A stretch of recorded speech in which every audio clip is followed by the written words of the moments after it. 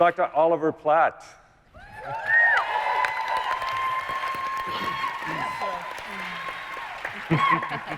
Talk about great casting. I mean, come on. I mean, what a brilliant career you've had, Oliver. Now you're playing Dr. Daniel Charles, psychiatrist, psychologist, psychiatrist?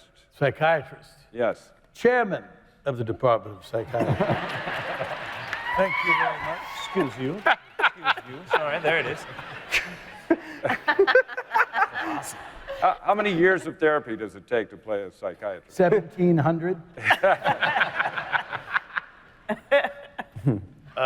You know, I have this little theory that there's not all of us up here on this stage, and even this guy right here. I mean, actors, we're all to some degree amateur psychologists. Like the first thing we need to figure out once we, accept a role is, what does this guy want?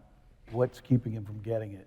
Basic, motivation, basic, the sort of building blocks of psychology. And so it's sort of, and also, I mean, the other thing is that, like, Dick was actually the first person to figure out that there had never been a psychiatrist on a classic medical procedural before. Huh.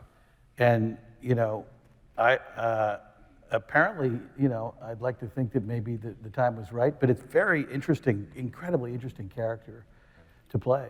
And the truth is there are psychiatrists all over emergency rooms and hospitals practicing a different kind of psychiatry, which is called emergency psychiatry, as opposed to the classic, lying on the couch. Do you have input? Do you have a consultant that works with you? I mean, there's so many, hate to say it, crazy people around in the world these days. It's like you don't want to be doing the wrong thing on the show.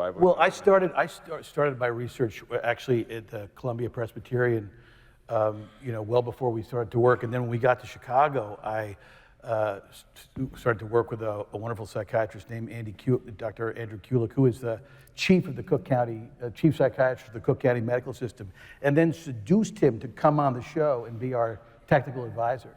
So we really sort of rolled lucky sevens there. Yeah. It's cruel. And Dick's, one of the hallmarks of Dick's work is that Dick's extraordinarily interested in veracity and the truth and having it be like it is. And listen, sometimes we have to compress things.